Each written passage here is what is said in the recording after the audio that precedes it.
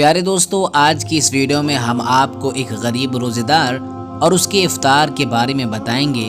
یہ ایک ایسے غریب روزے دار کا حال ہے جس کے پاس کھانے کو کچھ نہ تھا اور اتفاق سے اس دن 7 سال کے بچے کا بھی روزہ تھا۔ دوستو، غریب پریوار ہے، سحری کا وقت ہو چکا ہے، میاں بیوی نیند سے بیدار ہوتے ہیں۔ بیوی کہتی ہے کہ ایک ہی روٹی بچی ہے، کیسے آج سحری کریں گے؟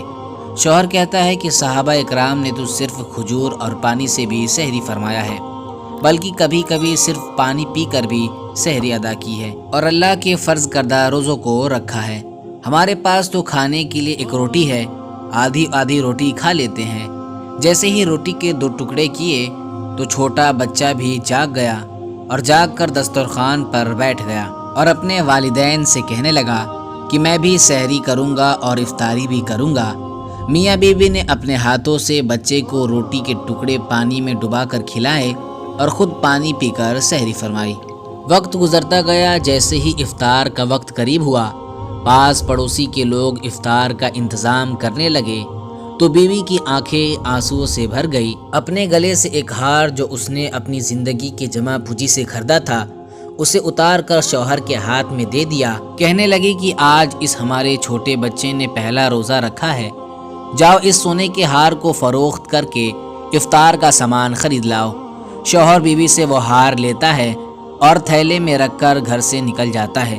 راستے میں ایک جگہ مکان کی تعمیر ہو رہی تھی، وہاں جا کر کہتا ہے کہ مجھے مزدوری کرنی ہے، اگر کوئی کام ہو میرے لائق تو بتا دو۔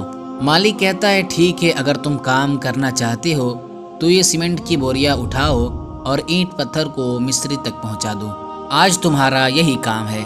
وہ غریب آدمی روزہ رہنے کے باوجود بھی اس کام میں لگ گیا، کیونکہ آج اس کے بچے کا پہلا روزہ تھا۔ ادھر گھر والے انتظار کر رہے ہیں کہ پورا دن نکل گیا، ابھی تک ان کا کچھ پتہ نہیں چلا۔ ماں اپنے بیٹی سے کہتی ہے، اے میرے بلال، تو آج افطار کیسے کرے گا؟ ہمارے پاس تو کچھ کھانے کا سامان بھی نہیں ہے۔ بیٹا کہتا ہے، ماں میں نے جس خدا کو ایک جان کا روزہ رکھا ہے، وہ پروردگار مجھے ضرور افطار کرائے گا۔ ماں نے بیٹے کو سینے سے لگایا۔ ادھر شوہر گھر میں داخل ہوا، بیٹے کے افطار کے لیے دسترخوان پر بہت ساری چیزیں سجا دیا اور بیوی کے ہاتھ میں وہ ہار بھی رکھا اور کہا کہ اے میری شریک حیات، افطار کرو، اللہ کا شکر کرو، ایک مزدوری مل گئی ہے اور رمضان بھر کا وہاں کام چلتا رہے گا، روزانہ پیسے بھی ملیں گے، سحری اور افطار کا انتظام بھی ہو جائے گا۔ دوستو، حقیقت میں رمضان خیر و برکت والا مہینہ ہے، وہ پاک پروردگار عالم سب کا پالن ہار ہے۔ یہ دسترخوان اور سحری کا اہتمام بھی اس کے رحمت و برکت سے ہے۔ ہمیں یہ رمضان المبارک کا پاک مہینہ ملا ہے، یہ ہمارے لیے خوش قسمتی کی بات ہے۔ اس رب العالمین کا جتنا بھی شکر ادا کیا جائے کم ہے۔ دوستو، اس ویڈیو کو زیادہ سے زیادہ شیئر کریں اور رمضان کے بابرکت مہینے میں آپ نے کتنے روزے رکھے ہیں ہمیں کمنٹ کر کے ضرور بتائیں۔